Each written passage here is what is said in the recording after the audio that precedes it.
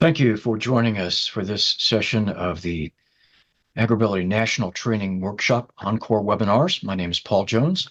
I manage the National AgrAbility Project, which is headquartered at Purdue University. And our topic today is creating a program to educate OTs and PTs on rehabbing farmers and ranchers. Our presenter is Emily Jacobson. She's with Easterseals Nebraska and Nebraska AgrAbility. For those who are not familiar with AgrAbility, we are sponsored by the U.S. Department of Agriculture, and we focus on helping virtually anyone in agriculture with virtually any type of disability. Every one of the AgrAbility projects around the country is a partnership between a land-grant university and at least one nonprofit disability services organization. And currently there are 21 state projects around the country. There's also one national AgrAbility project. Again, that's located at Purdue University through the Breaking New Ground Resource Center. And our partners on that grant include Goodwill of the Finger Lakes, Osteoarthritis Action Alliance, AgriSafe Network, Colorado State University, and Washington State University. If you have any questions or interest in AgrAbility, feel free to visit agrability.org. We have more than 160 archived webinars available on the site that you can view at any time.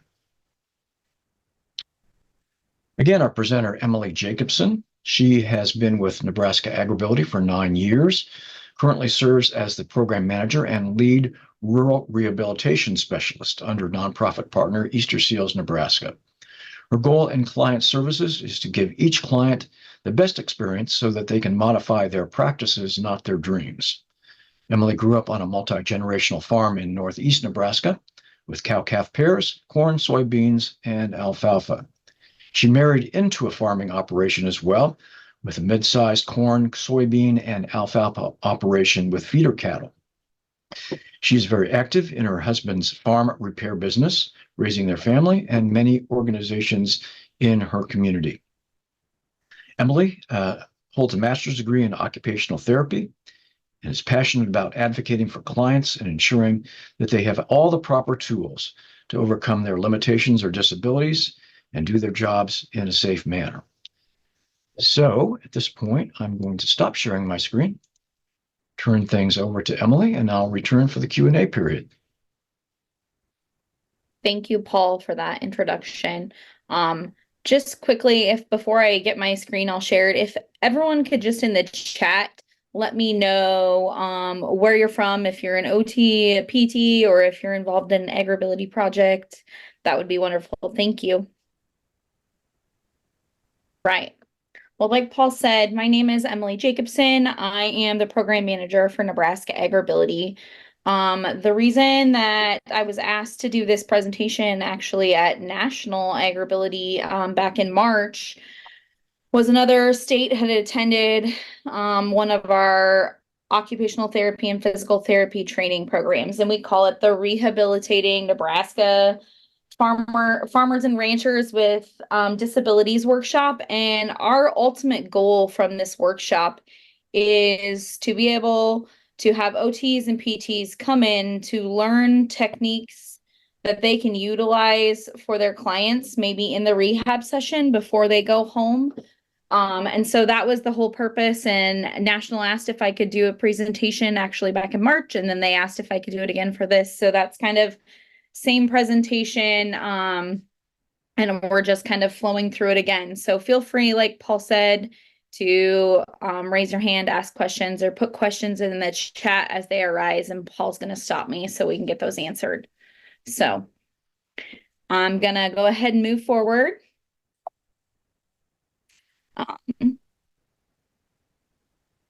So again, this kind of explains our why a little bit. In Nebraska, there's very few occupational therapists and physical therapists that actually come from rural areas. Most of them are more in the metro of Omaha and Lincoln, so they don't have any background knowledge on farm and ranch operations. And so our goal is to give them the background in agriculture to help them to create a mindset about treating farmers and ranchers, and then to help them learn about resources that are maybe available for their farmers and ranchers outside of just their therapeutic resources that they know of in rural communities. So our initial steps when we first developed this program, it's been about 15 years ago. We actually took something from Carla Wilhite, who was very large into Colorado AgrAbility at the time, and she was a professor for, I believe it was at that time, Colorado University as an occupational therapist. She had developed a program to train OTs and PTs, and we took that with Carla's permission and have adapted it to our needs and found additional resources and have updated a lot of the PowerPoint to reflect what we're doing today. So our biggest things would be for you to find an OT or a PT if you're looking to create something like this that is very involved in agriculture and passionate about finding those resources and solutions for farmers and ranchers. This person can help you to create the content and then lead the training. Our content is a full 8-hour training course. We do have continuing education hours that we give out. They're currently right now through the American Physical Therapy Association, but we've had them in the past through the American Occupational Therapy Association. So we can go either way. They do both cross over for OTs or PTs. We do a farm site visit on those days. So we actually pair it with an AgrAbility client. So they can see some of the technology and some of the things that maybe our clients are utilizing to overcome their limitations. And then we find a date to host this in a location that's near our farmer or rancher, so there's not a lot of travel time involved. We rotate this currently throughout the state and change the date from fall to spring. So we actually hosted one in April, this past April, because that's when our occupational therapy in Nebraska, their CEUs are due, occupational therapists, excuse me, their CEUs are due. And then in next year, we'll have it usually late September, early October, because our physical therapists are due in the fall, their CEUs. So we just kind of move it around. Our ultimate goal is eventually to have it listed in one location, and I'll kind of explain that a little bit more. We also paid for a registry throughout the state to have a registry of OTs and PTs so that we could send out emails, send out letters, pamphlets, things like that to advertise. We primarily send out in a tri-county area for those individuals so that we try to get the most bang for our buck in the counties and the farmer area that we're seeing, because that's going to be obviously the most served areas. Within our models, we do use some educational models. We use the Person Environment Occupational Model, PEOP. We use the Human Activity Assistive Technology Model, HAT, and then the International Classification of Functioning, Disability, and Health Framework. Our lead physical therapist actually uses this framework. And you guys should note that I do a couple of the presentations, but my goal throughout the workshop actually is to talk about AgrAbility in a whole. I talk about how our program is and how we work with our clients. We have a physical therapist actually that leads the rest of the portion of the presentation.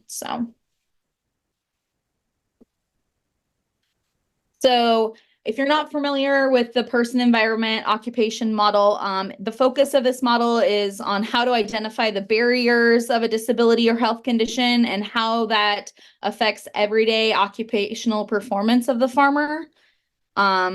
This original diagram on the slide has been adapted from the original PEOP model, and that was to reflect a farmer engaged in production agriculture. And that was, as you can see, the information there is listed by who adapted that. But I like this model because it shows how the disability affects the farmer skills. It shows the ability to perform the tasks that we need to meet and the daily demands maybe that farmer or rancher is reaching out to, and then shows how that farmer acts and gets around those farm spaces. The human assistive technology model describes someone doing something in a context using that piece of assistive technology. So we're considering what movements, what abilities are available, what clients are wanting to achieve, the client's level of expertise, what the environment the client wants to have control in, and then those client priorities. So if you're not very familiar with this model, it's broken into those four components. So the activity, the human, the assistive technology, and the context. And I really like the breakdown. I had an occupational therapy student this past year that was able to create this little diagram for me. And so it worked out really well. I do like the things that she put in place, and it really gives a good description. And then we obviously use the International Classification of Functioning, Disability and Health framework for how to describe the organizational information on functioning and disability. And Christine, our physical therapist that does the majority of the presentation, she utilizes this portion a lot. She uses the ICF throughout most of hers, and all of her presentation is pretty much geared towards being within the ICF.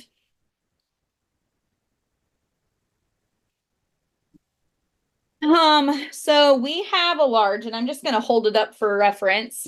Can't really see a lot of it, but it's a large binder that each of our participants get for the day for their 8-hour CEU class. We talk about each of these areas throughout. These are kind of the tabs and the headlines within our binder, and each of those have different information within. So this binder that I have that kind of just showed is from 2019. We've obviously changed things in there since COVID, added a few sections which are noted here in the Nebraska content. So, but again, any questions or anything, please let me know. As we go through each section, I'm going to talk about who leads the sections, what we kind of cover in those sections, and just some other general like resources or information that we may cover within those. So our AgrAbility overview is led by our extension team. So in Nebraska, Extension is our co-partner within Nebraska AgrAbility. And so they usually cover the generalized overview of what AgrAbility is, who our program partners are, and how maybe someone can potentially get into the program and utilize the program. They talk about our program priorities, which are assistance, education, the networking, and the marketing. And then they give statistics on AgrAbility for the year. Those statistics are typically how many clients AgrAbility served in that time frame, how much was sent out to Nebraska Voc Rehab for payment upon client reports being finalized, how much assistive technology was provided to these farmers and ranchers through VR or through our state's AT fund, and things like that. And then we also typically share kind of a client story here in this AgrAbility overview, just to get them kind of thinking about some of the things that maybe we're recommending, and to get a better picture of a farm visit and a farm view.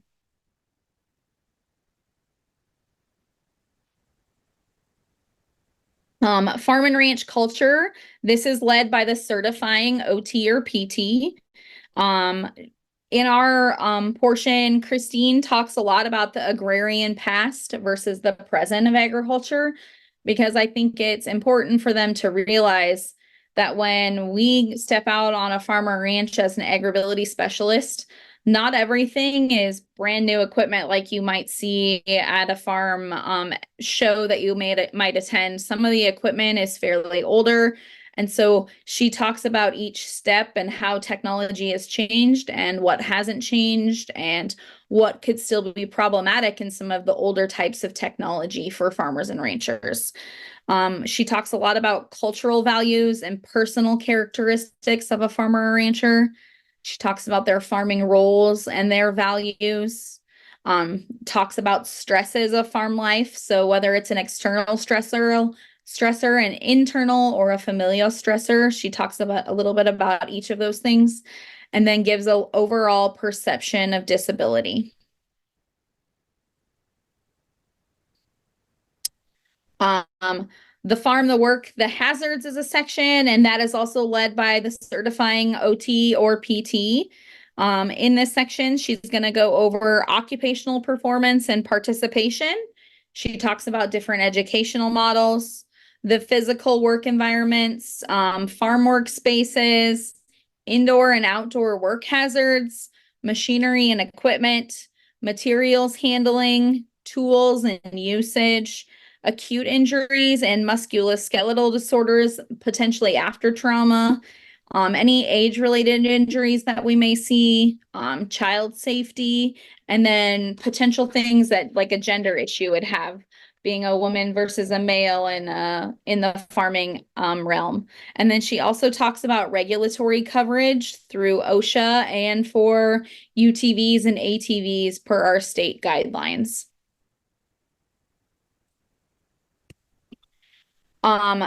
The farm assessment and assistive technology, this is led by an AgrAbility staff member. So this is typically my section. We talk about, again, those educational models to show that we're using the PEOP and the HAT model primarily when we're on farm visits to get that overall picture of what the problems are for our clients and how we can better assist them to make those better recommendations of assistive technology. We talk about the work site assessment that we complete and give them an overview of the questions maybe that we're asking our farmers and ranchers, and then showing them how we use the interview process, how we use observation and a task analysis to aid us in making the best recommendation for assistive technology, because obviously many of you probably see it, but there's a large turnover in technology that just gets sent out to someone. And we just want to make sure that we're providing the best piece of assistive technology, and it's something that they're going to continuously use. So having their input, the farmer ranger input throughout, is very important when we're doing this process. So we in AgrAbility use a decision hierarchy, and that's within our farm and worksite assessment. We give examples of each of the solutions and then go through how to eliminate the task with that, and what a solution is, and assign a task or find an alternative method. So we go through 6 little solutions and then break them down as to one is to eliminate. So they get to see kind of our mindset process with how we go through that.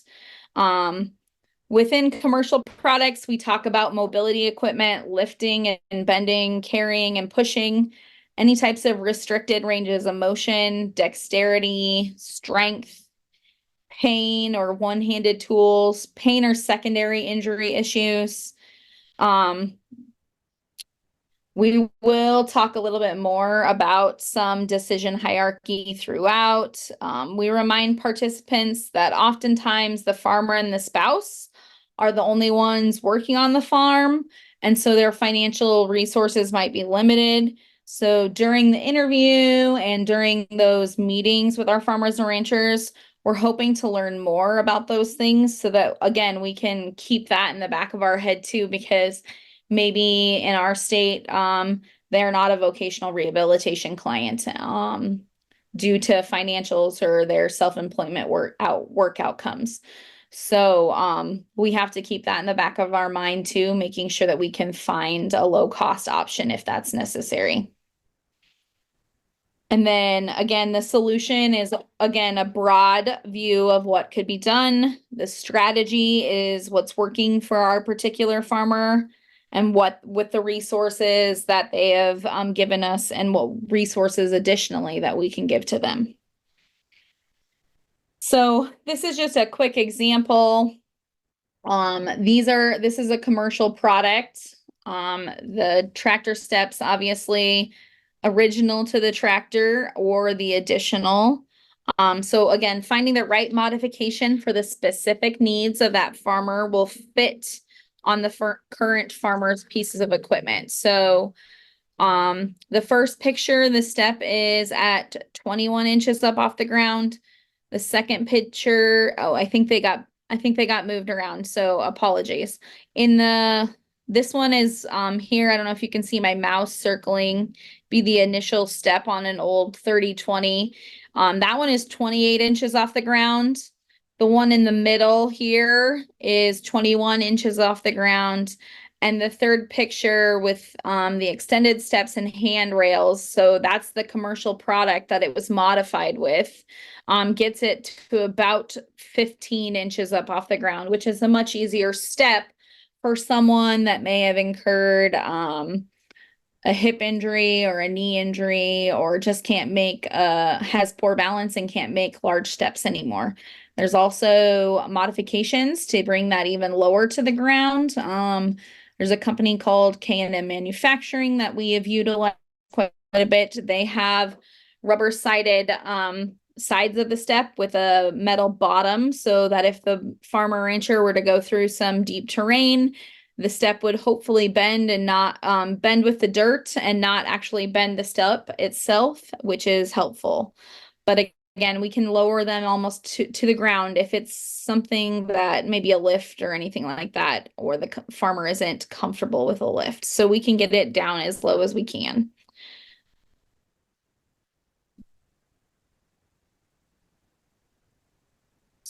Help if I push the right button. Sorry, guys.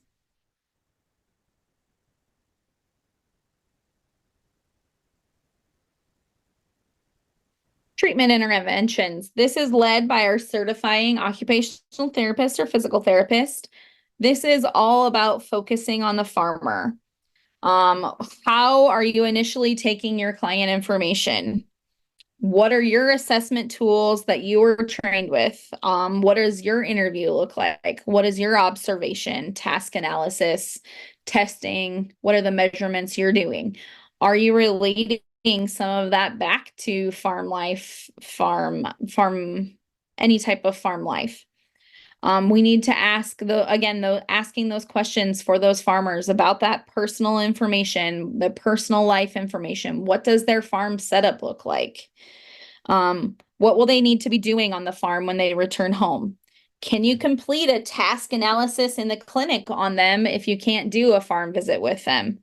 Are you making sure that the exertion that they're completing with their testing and measurement activities is going to be able to be gauged for that farmer or rancher when they do return home? What recommendations can you make to help them relieve that pain that they may be experiencing from long periods of sitting, or maybe climbing in and out of the tractor, their knee hurts from climbing up and down the steps? Are you able to help them with those things? What other potential modifications can you make inside the clinic, whether that's orthotics, braces, things like that? Make your treatment goals to benefit them for the farm and the ranch. So maybe make balance goals or strength goals based on a farm ranch activity. Treatment strategies are to use dual task activities, to use a lot of trunk rotation. Are you creating relevant treatment activities? What can you bring into the clinic to help them achieve their goal of climbing back into the tractor? Maybe you make your own tractor step like you see in the picture. Maybe you're bringing in sacks of feed for them to carry around.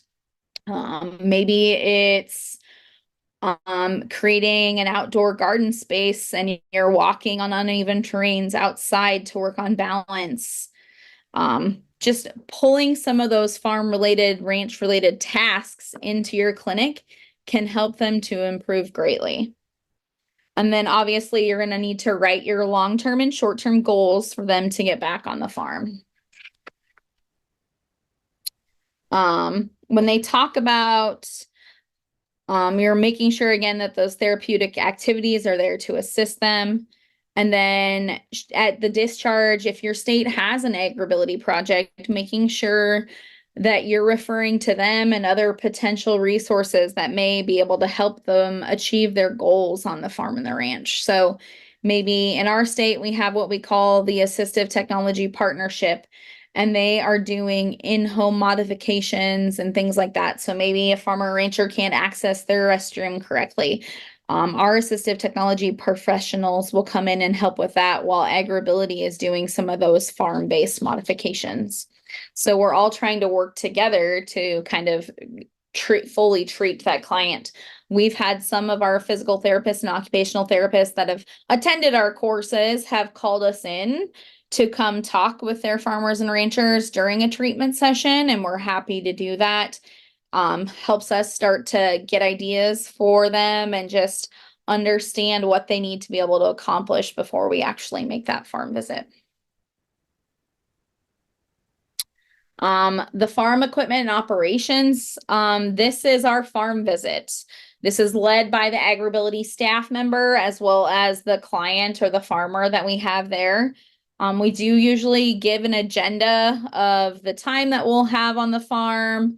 And that time would need to include, maybe it's a 15-minute drive to the farm, etc. And so all of that's included, but typically we show off the equipment that maybe the client got utilizing the AgrAbility program, but also showing off other farm equipment that maybe these OTs and PTs haven't seen before.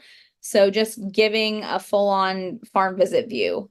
We need to give all of our participants directions to the farm. We don't typically ever get a large van to take everyone just because we're usually far enough away from our university systems that we would have to rent vans. And that's just an added cost that we don't. So we do ask that our OTs and PTs carpool, and then our AgrAbility staff uses our vehicles to drive people out. So just making sure that everyone has those directions to the farm. And then any contact information, maybe of the rural rehab specialist that's in charge of the farm visit, as well as maybe they got lost and they need they need to call the farmer to get better directions or something along those lines too. We've had it happen. Someone followed their map quest and didn't follow the rest of the group, and they got stuck down a minimum maintenance road. So it does happen, unfortunately. We show off livestock handling facilities, livestock tools, any equipment for those things. We talk a lot about animal behavior and what that might mean for a farmer or rancher that may have a health condition or a limiting, something that's limiting them. We talk again about their farm equipment, what crop production facilities look like, and any equipment that they might be using for crop production. On the farm, the client is basically showing off their equipment and showing how those things were modified and explaining to the OTs and PTs how it makes their life easier and allows them to continue to do the work that they love.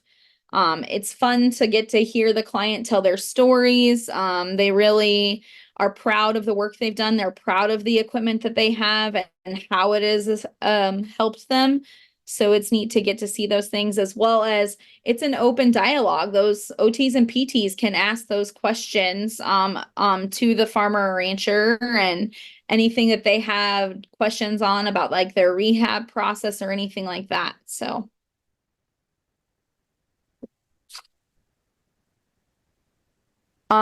And then we move on to the clinical resources portion. So this is led by a certifying OT or PT.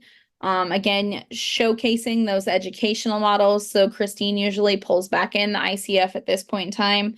And then we do case studies, and they're actually past AgrAbility clients with the names changed. And then we give them so much, and then we ask additional questions on what you would like to have, or to give a plan of care on that client. What would your anticipated outcome be? How do you perceive your role with these people? Use your clinical judgment. Do you think the farmer should continue farming? And some of our case studies are, we've had a couple cases that are fairly far-fetched to the point of we all know that they wouldn't be safe to go back to a farming lifestyle. And so that needs to be noted too, because we all need to be good stewards of that too. We have to keep everyone safe, not just the farmer, but we have to think about other people that may be around them working as well. So the clinical exercises are a great way to judge that, and again, to help OTs and PTs better understand those things. And then resources, and this is typically resources for funding assistive technology.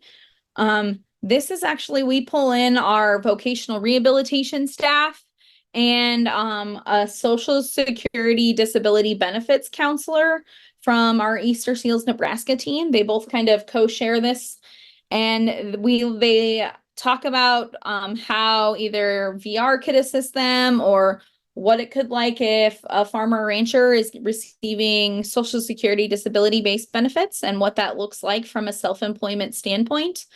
And then we also give additional resources here. So that's where we talk about our assistive technology partnership. We talk about plans to achieve self-support, potential loan programs that can be utilized, other additional rehabilitation resources, additional funding for assistive technology, Nebraska Centers for Independent Living is covered here. We are actually working this next year. That's my goal for this next year's meeting, is to create an overall sheet of resources that is going to be something for OTs and PTs to take back with them. We've heard a lot of complaints from ours here in the state that they might hear about a resource in school, but you know, you get back into the practitioner lifestyle and you're moving and grooving, and you forget about the resource because it's not kind of in front of you. And so we're looking to create just it's just gonna be like a name resource sheet to talk about different resources, whether that's like here in Nebraska, the Rural Response Hotline, which is our mental health crisis program for farmers and ranchers, so that's at their hands and feet. Some of our OTs and PTs weren't aware of us having the assistive technology partnership, where they can get loaner equipment to try out before they write it up for a client as a script. So again, getting those resources in their hands early to help them do better for their clients is a part of this program and what we're trying to do. So every one of our persons that attends the course is given a pre and a post test to gauge information that is gained throughout the day. And then we use that information to help change our approach to the training each time. Our participant feedback is more resources, more resources, more resources. Just mainly because in their settings, they aren't getting a lot of that. So I'm sure a lot of you can attest to some of that as well. So these are just some additional resources that we share throughout the day. Obviously, the National AgrAbility Toolbox, beginning farmer rancher programs that we may know of, veteran programming, farm rescue,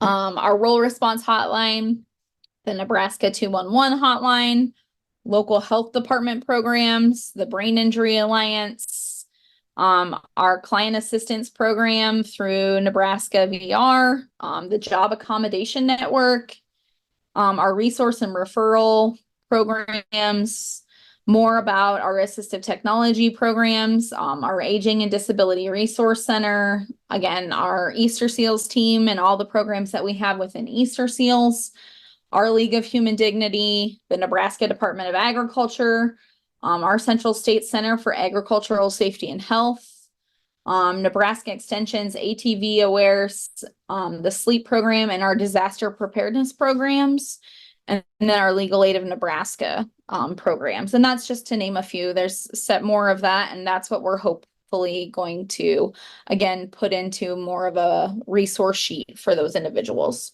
So it's all in one location. So I mean, that was pretty fast, furious. What questions, I guess, do you guys have? Feel free to open it. If you'd like to fill out our education survey, we would love that. If not, I understand too. So if you can scan that QR code and fill that out, that would be wonderful. I'll leave that up there for about a minute or two, and then I will take you to my contact information.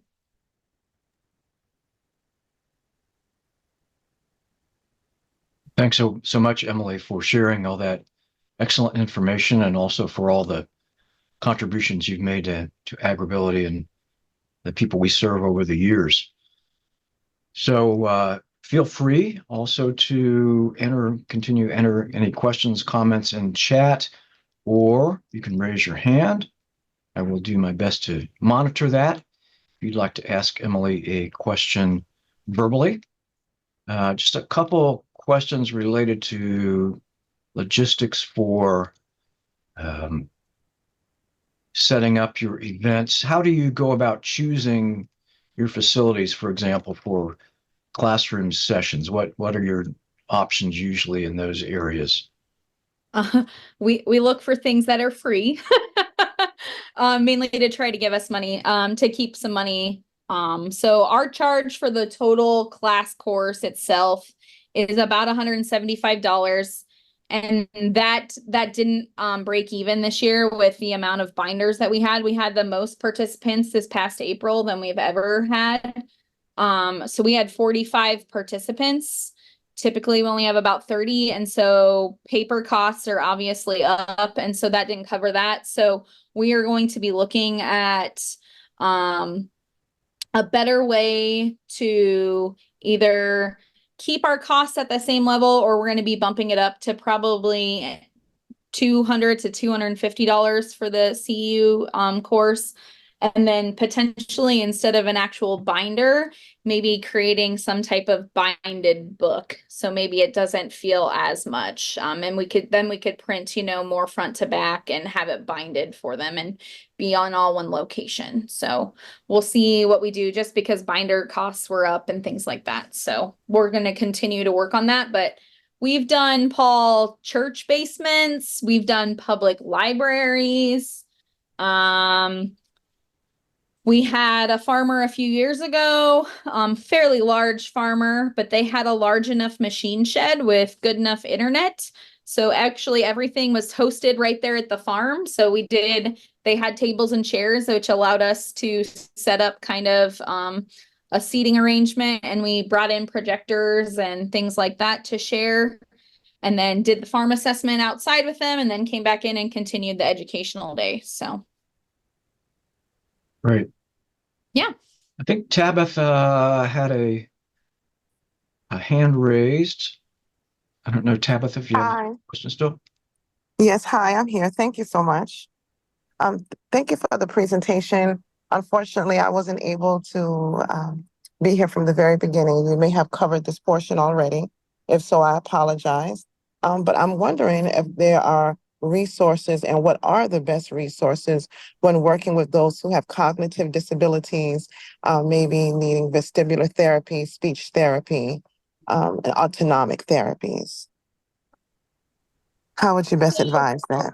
You betcha. So we actually had a student this last year, Tabitha, that created kind of more of a traumatic brain injury handout for our AgrAbility program.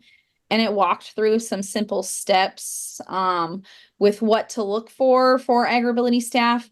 But I think a lot of times it's kind of a working together, seeing what those farmers, ranchers maybe need to be doing, and then finding assistive technology to overcome like what specific task they're working on.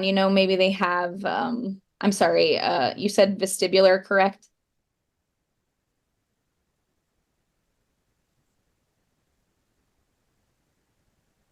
I think she's muted again.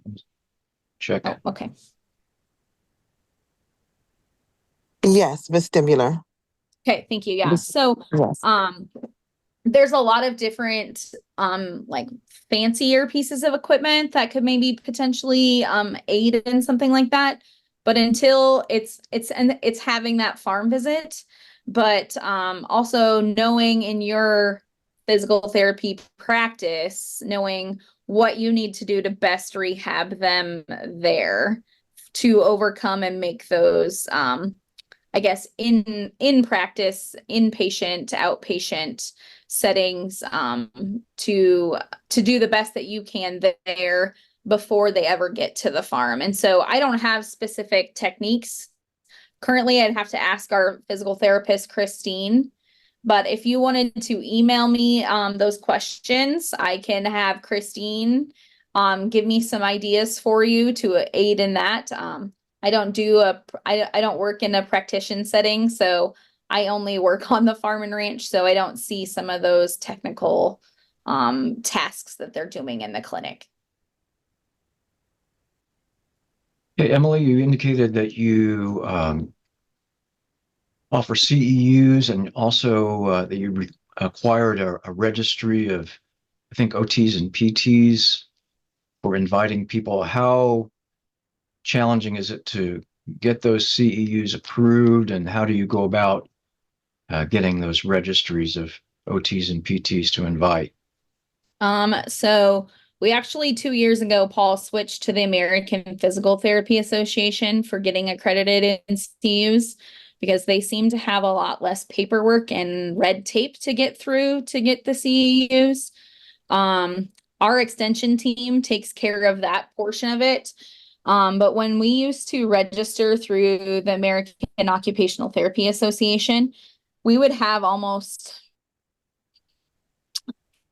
4 to 5 weeks worth of bantering back and forth in emails to get approval through the American Occupational Therapy Association and get the CEUs. And the Physical Therapy Association this last year was like 2 weeks and we had it done. So that application seemed to be a little bit easier and it still works both ways. So I would say that is the easier way to go unless you are an occupational therapist and you've done the CEU accreditation through AOTA, then I think you'd probably have an easier time of us. None of us are accredited in that way. So it was our extension team just kind of learning through that process.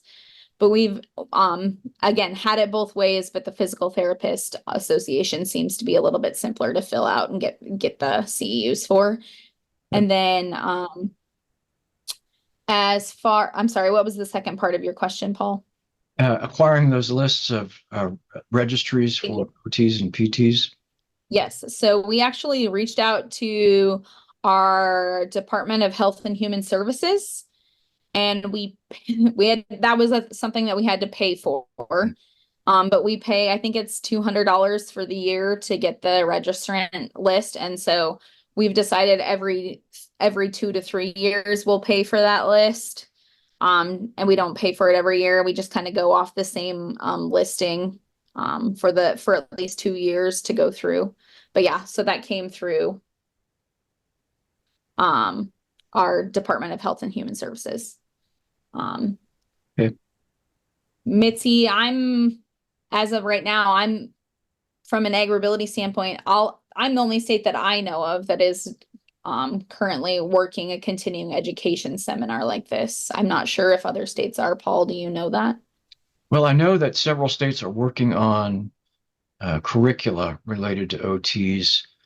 I'm not sure of any that are offering seminars like what you're doing, workshops. There might be, but again, there's interest in this area. I know we've talked about a community of interest related to OTs, PTs, and agriculture. And in fact, if you are interested in participating in a community of interest like that, generally we're looking at quarterly Zoom meetings. If you would like to put your name in the chat as interested in that COI, I'd be glad to include you. We've got some additional information that Texas is working on online training. Texas AgrAbility working on online training. And Lacey is asking about home modification as well. Be great to have an occupational therapist providing education and outreach about the home. So I don't know if you cover any like home modifications in your workshops, talk about that type of thing at all. We don't specifically, just because our program is set up differently than other states. AgrAbility while we work closely with our assistive technology partnership, they do the home modifications and we only do farm modifications. So we try to play and stay in our lanes. Good. Steve Swain mentioned that he's done training for Langston University in Oklahoma for their OT program down there. I think that's part of their actual coursework. Got several people interested in the communities of interest. Appreciate that. Do the attendees at your workshops ever get to actually try out farm equipment, like driving a tractor or anything like that? Or is it mostly just observing, going around the farm, looking at things like tractor steps and controls and that type of thing? Typically, Paul, for liability purposes, they've been able to climb in and out of the pieces of equipment and, mess around with the buttons and try the joysticks and see seating and things like that. But I'm not sure what type of liability policy we would have to have in order for them to be able to drive any types of assistive technology. So we would have to kind of see that going forward. But something that we're working towards, our Easterseals Nebraska team was able to purchase an old college campus here in Nebraska, and we have 65 acres to develop. The primary purpose of our operations is going to be our camp property. We're creating one of the largest all-inclusive, all abilities camp that will actually be throughout the United States. Going to have lodging and accessible swimming and diving and all lake things and all of that. But a part of that is we're hopeful that we'll house eventually an AgrAbility farmstead shop.